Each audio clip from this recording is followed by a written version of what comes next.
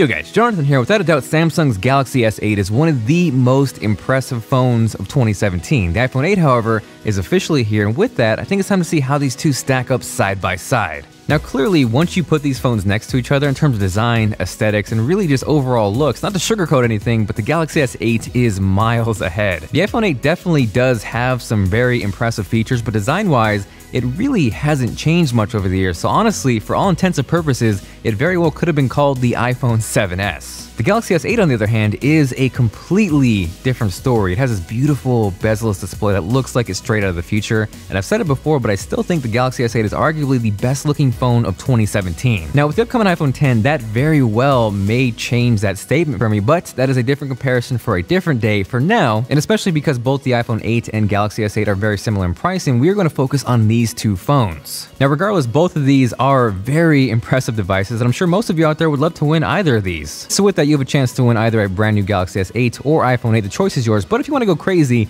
and we can get to 100,000 likes, I will give away both of these. So for a chance to win, go ahead and check out the link down below, but the main thing you need to do is make sure you subscribe. So if you haven't done that, make sure you hit that subscribe button. Huge shout out to The Walking Dead No Man's Land for sponsoring this comparison and giveaway. I was actually super excited they wanted to do that because I freaking love The Walking Dead. If you guys haven't checked out the game, it is a turn-based action strategy game where you battle those walkers, and you can do so with Daryl, Rick, Glenn, and even the ninja master with a stick, Morgan. Now, as much as I love those guys, there's a part of me that can't help but root for Negan and Lucille. So if you're a Negan fan too, right now if you download the game, which is free in both the App Store and the Play Store before September 30th, you get Negan for free. This game is super addicting, and if you can't get enough Walking Dead, there is a unique storyline written specifically just for this game. There are weekly challenges, and two huge updates just dropped. First is The Distance, which is a brand new game mode, which is specifically for players who have reached Council Level 18, and this is designed so you can put those skills to the test in a brand new survival mode. It's a little challenge because characters will not be able to heal in between missions, but if you're up for the challenge, it's worth it because new rewards will drop each time the Distance event occurs. This allows you to collect components for your mission crates and craft badges for your survivors. Both these updates are available now, so make sure you check out the links below, and whether you're on Team iPhone or Team Android, if you're a fan of The Walking Dead, you're gonna dig this game. Now, unfortunately, with the iPhone 8, it still connects through a lightning port, and surprise, surprise, does not have a headphone jack. So two potential advantages with the Galaxy S8 is one, USB-C, and two, the fact that you can connect a pair of wired headphones without any adapter. Now, another potential advantage with the Galaxy S8 is micro SD card expandability. And I don't want to turn this into an iOS versus Android war. For me, I've never really felt the need to store anything on a micro SD card, but for some, it may be a big deal. If that's the case, that is clearly where the Galaxy S8 has a one-up. From there, you might notice that both the iPhone 8 and Galaxy S8 feature an all-glass back, and that is because both of these feature wireless charging. Clearly, this isn't anything new to Samsung or the Galaxy lineup. It is, however, in fact, brand new to the iPhone 8. They're using the wireless Qi standard and not some proprietary crap, so the fact that it's finally here on the iPhone is only going to help wireless charging become further adopted, and that is better for everybody. The one thing I will mention, though, in terms of fast charging or quick charging, that is something you get right out of the box with the Galaxy S8, whereas with the iPhone 8, you're going to need to spend nearly $100 in accessories just to get that, which is kind of crazy. So definitely a plus one to Samsung for providing quick charge out of the box, and unfortunately, in typical Apple fashion, you're going to pay more for adapters and accessories. For me though, whether I'm on Android or iPhone, I feel like I'm usually plugged into an Anker power bank or wall charger, so I've never really felt like my phone needs to charge faster. This is their brand new Power Core 2, which packs 20,000 milliamp hours of juice inside, so battery for days. It really doesn't matter which device you're on, it just works, and it works well. So if you're interested in checking one out, I will drop a link down below. Now from there, jumping into the displays, it is not even close. The Galaxy S8 here is the clear winner. It features a beautiful, and I mean beautiful, 5.8-inch Super AMOLED display. It's bright, it's colorful, it's vibrant,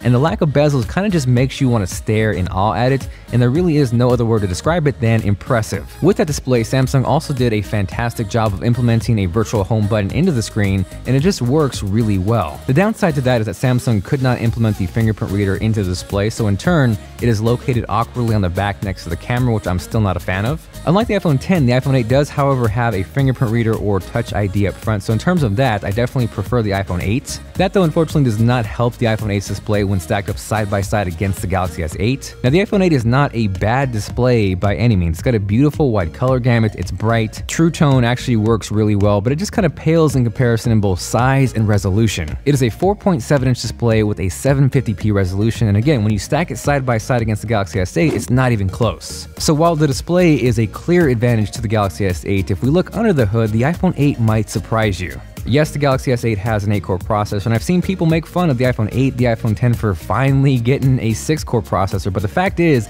the A11 Bionic chip is nuts. Stacked up side by side against the Galaxy S8, it completely smashes and obliterates it.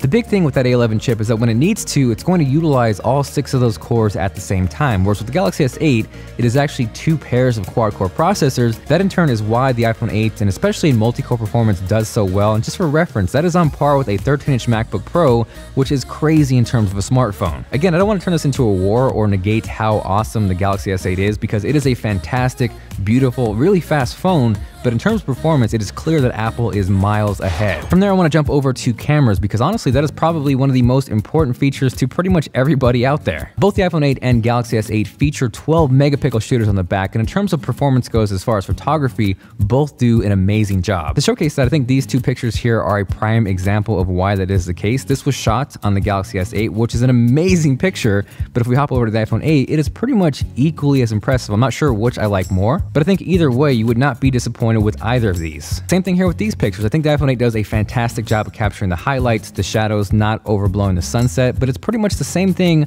on the Galaxy S8. The only advantage I would say the S8 has with this picture over here is if we crop in and zoom in, it does retain sharpness just a little bit better over the iPhone 8. Now, one instance where I prefer the Galaxy S8 over the iPhone 8 is this alpha bounce shot right here. With the iPhone 8, it is ever so slightly just a little overwashed, a little overexposed, but as we hop over to the Galaxy S8, it kind of just holds everything together better, the colors pop more, and overall it's just a more pleasing image. From there, moving into more of a lower light situation, I think both the iPhone 8 and Galaxy S8 do a really fantastic job. I think with the iPhone 8, you get a more natural, true-to-life image with more accurate colors, whereas with the Galaxy S8, it looked great, but it tended to cool things down a bit, but overall, it was just a sharper image. Now, as far as the front-facing cameras go, that hands down goes to the Galaxy S8. I've always liked their wide-angle lens. The iPhone has just never really felt wide enough. And as you can see, as we stack them side by side, both do a really impressive job, but I just prefer the look of the Galaxy S8 more. Now, from there, one clear advantage the iPhone 8 has over the Galaxy S8 is when it comes to video. The iPhone 8 will shoot up to 4K at 60 frames per second. That's something the Galaxy S8 does not do. So for reference,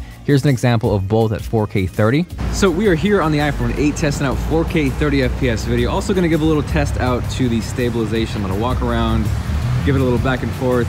Rich with the crispy shirt, looking good with the tricolors. Ralphie holding it down on the camera. And now let's hop over to the Galaxy S8. Holy crop factor, we are here on the Galaxy S8, moving around again, testing on the stabilization. Video quality looks good. I'm curious to see how it reacts a little bit. Moving in, grabbing focus. That's pretty quick. Tricolors one more time. It looks crisp here, not gonna lie. Back to Ralphie, and let me know what you think it looks better with a comment down below.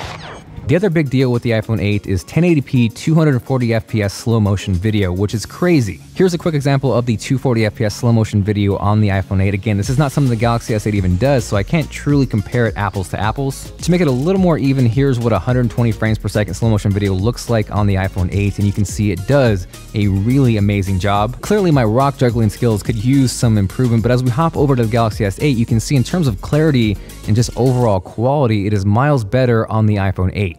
Now, ultimately, it really comes down to preference and ecosystem. Both of these are fantastic, high-quality phones. The Galaxy S8 is far superior in terms of design, hardware, the display, and while the iPhone 8 may not look the most impressive on the outside, it is packing some serious power and impressive features inside. With the Galaxy S8 and more specifically Android, you are clearly getting more customization, more freedom, more flexibility, whereas with the iPhone 8 and more specifically iOS 11, yes, it can be limiting, but in terms of the ecosystem, the App Store, it is second to none. For me, both of these are fantastic phones, and again, it is a great time to be alive in terms of technology. Hopefully this video kind of showcased what is cool about each of these phones and helped you with your choice. Aside from that, thank you guys very much for watching. If you missed it, I just dropped a brand new iPhone 8 Plus versus 8 unboxing and comparison. You can check that out here or check out the link below. This is Jonathan, and I will catch you guys later.